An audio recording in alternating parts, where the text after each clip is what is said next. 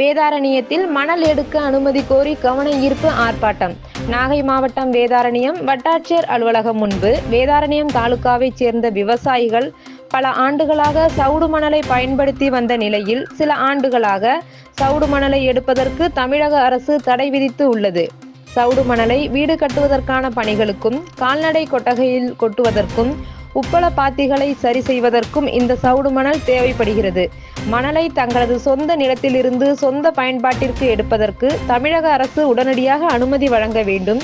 மேலும் கனிமவள பட்டியலில் இருந்து விவசாயிகள் பயன்படுத்தும் சவுடு மணலுக்கு விலக்கு அளிக்க வேண்டும் என்றும் கோரிக்கை விடுத்தனர். இந்த கவன ஈர்ப்பு ஆர்ப்பாட்டத்தில் விவசாயிகள், பொதுமக்கள், ஜேசிபி ஓட்டுநர்கள், டிராக்டர் உரிமையாளர்கள், மாட்டு வண்டி உரிமையாளர்கள், வர்த்தகர்கள் என 500க்கும் மேற்பட்டோர் கவன ஈர்ப்பு ஆர்ப்பாட்டத்தில் ஈடுபட்டனர். வேளாண்மை குடிமக்களின் இந்த கவன ஈர்ப்பு ஆர்ப்பாட்டம் என்பது எங்களுடைய கோரிக்கையை அரசுக்கு சொல்வதுதான்.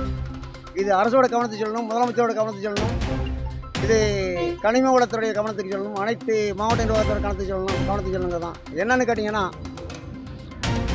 நாங்கள் இந்த பரம்பரையாக பல நூற்றாண்டுகளாக இந்த மண்ணில் வாழ்ந்துடுறோம். நாங்கள் வீடு கட்டுறதுக்கு ஒரு மண் எடுப்போம், வீட்டுக்குள்ளே கொட்டுவோம். வீடு கட்டுறதுக்குன்னு மண் இருக்குது, மண் சேவர் வச்சு வீடு கட்டுறதுக்கு மண் இருக்குது, வீட்டுக்குள்ளே கொட்டணும். இன்றைக்கி கஜா புயலுக்கும் பிறகு இந்த கலாச்சாரம் மாடி வீடு கட்டி தான் வாணுங்கிற ஒரு நிலைமை வந்து. மாடி வீடு கட்டுறதுனா பொண்ணே கொடுக்க மாட்டாங்க, மாடி வீடுனா மாப்பிள்ளைக்கு பொண்ணே கொடுக்குறாங்க. அதான் ஒரு நிலைமை. கஜா புயலுக்கும் பிறகு நாங்கள் அதில் பட்ட சிரமம் பிறகு மாடி வீடு எங்களுக்கு கடற்கரை போய் மக்களுக்கு தேவை.